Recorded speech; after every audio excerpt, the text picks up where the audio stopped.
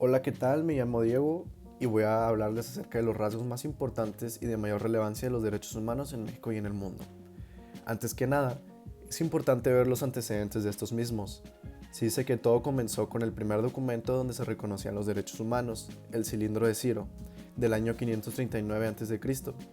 Aquí el rey de Persia, es decir, Ciro el Grande, liberó a los esclavos, declaró que todas las personas tenían el derecho a escoger su propia religión y estableció la igualdad racial. Históricamente le siguieron documentos como la Carta Magna de Inglaterra en el año de 1215, la Ley de Habeas Corpus en el año de 1689, la Constitución de los Estados Unidos de América en 1787, junto a su Carta de los Derechos en 1791. También le sucedieron la Declaración de los Derechos del Hombre y del Ciudadano en el año de 1789 y posteriormente los de la Mujer y Ciudadanos en 1791, para finalmente terminar con la creación de la Organización de las Naciones Unidas en 1945, después de la Segunda Guerra Mundial, que trajo consigo la importantísima Declaración Universal de los Derechos Humanos, en la que se promovieron 30 artículos sobre los derechos humanos, sistematizados por primera vez en un documento. En México también se suscitaron antecedentes que dieron origen al desarrollo de los derechos humanos. El más importante fue el de la independencia de México, que su finalidad fue alcanzar la independencia respecto a España, mediante el pensamiento de que todos los hombres somos iguales y no podíamos vivir en esclavitud. Documentos de relevancia, tales como la Constitución de Cádiz de 1812, los Sentimientos de la Nación, escrito por Morelos en 1813, la Constitución de 1824, las 7 leyes constitucionales de 1836, la Constitución de 1857, significaron un desarrollo en el ámbito de los derechos humanos en los que se hablaba de justicia social, la prohibición de la esclavitud, la vida digna, entre otros. Para culminar con la Constitución de 1917, que presentó los derechos sociales por primera vez en la historia y que gradualmente agregó los derechos humanos. Esta Constitución sigue siendo vigente y contemporáneamente se reformó agregando el principio pro persona, el control de convencionalidad, y se menciona también las obligaciones de las autoridades de promover, proteger, garantizar y respetar los derechos humanos. Adentrándonos más en el ámbito de los derechos humanos, vemos a la ONU, reconocida como la organización internacional más importante que defiende los derechos humanos. Esta cuenta con 6 órganos principales, como lo son la Asamblea General, que es el órgano representante, normativo y deliberativo de la ONU, el Consejo de Seguridad, que tiene la responsabilidad principal, según lo estipulado en la Carta de las Naciones Unidas, de mantener paz y seguridad internacionales. El Consejo Económico y Social, que es el encargado de tratar los asuntos económicos, sociales y medioambientales para la creación de recomendaciones. El Consejo de Administración Fiduciaria, que supervisa los 11 territorios fideicomisos puestos bajo la administración de 7 Estados miembros. La Corte Internacional de Justicia, que resuelve de acuerdo con la legislación internacional las disputas legales presentadas ante ella por los distintos estados y emite dictámenes consultivos. Y la Secretaría, conformada por decenas de miles de miembros de personal internacional que trabajan en distintas estaciones de destino por todo el mundo, realizando a diario el trabajo estipulado por la Asamblea General y los otros órganos principales. También hay que tocar la Convención de Viena de 1969, en donde se codificó la materia de tratados internacionales. Estos tratados se celebran siguiendo un proceso en donde se negocia, después se adopta el texto, enseguida se autentifica y después se manifiesta el consentimiento.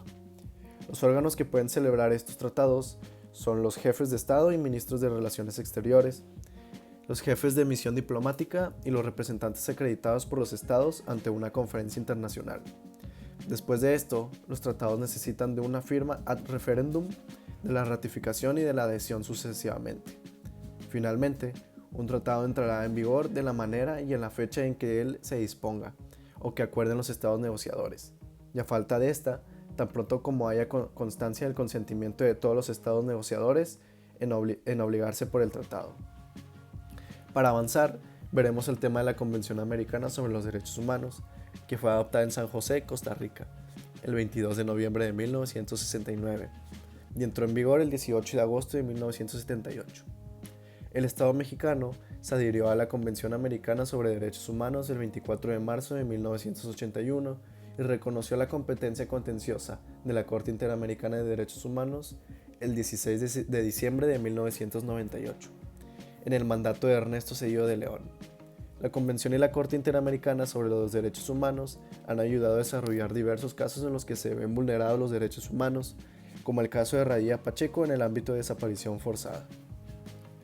Es hora de tocar el tema de la Declaración Universal de los Derechos Humanos, la cual fue proclamada por la Asamblea General de las Naciones Unidas en París, el 10 de diciembre de 1948, como un ideal común para todos los pueblos y naciones. Este es un documento elaborado por diferentes personas a lo largo del mundo con diferentes costumbres. Por primera vez en la historia se fundamentaron los derechos humanos en todo el mundo y de igual manera inspiró a decenas de tratados más que reconocían estos mismos y que siguen aplicándose en la actualidad.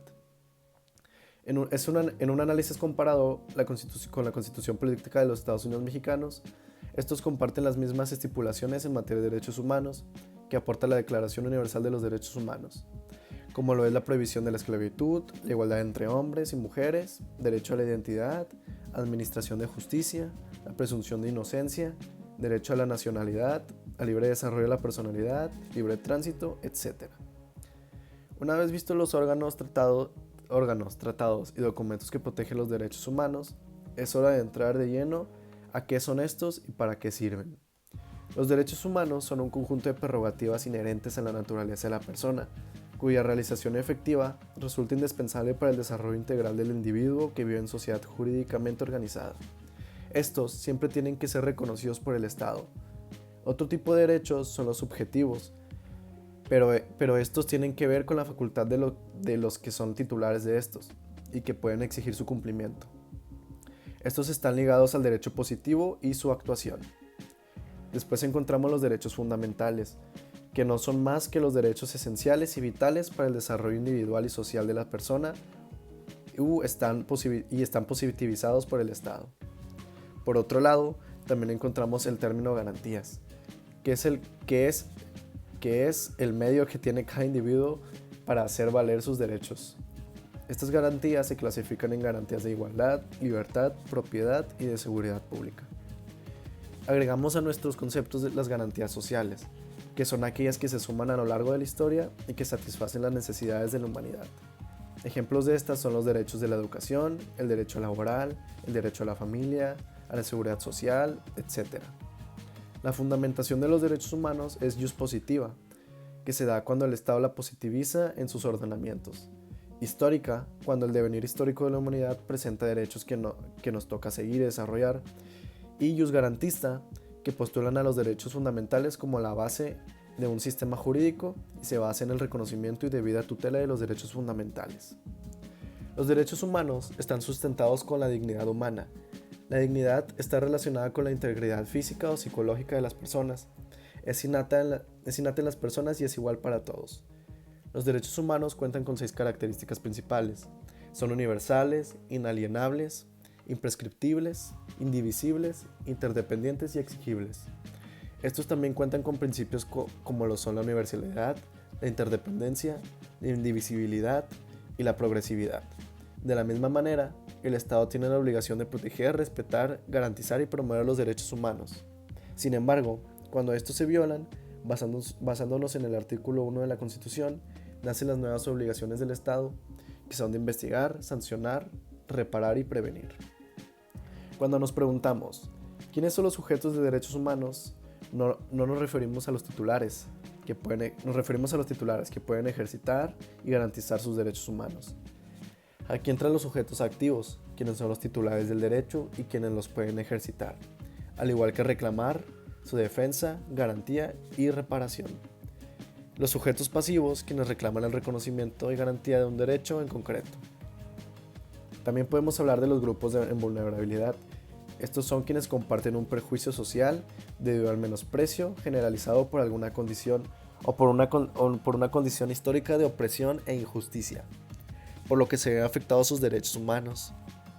Como bien lo mencioné, la vulnerabilidad se da por una condición que es injusta e impide aspectos en el desarrollo de la vida. Hay determinados grupos que están en condiciones de vulnerabilidad, como lo son las mujeres, las personas afrodescendientes, personas migrantes, personas provenientes de pueblos indígenas, personas con discapacidad, niñas, niños y adolescentes, personas mayores, personas LGBTTI más,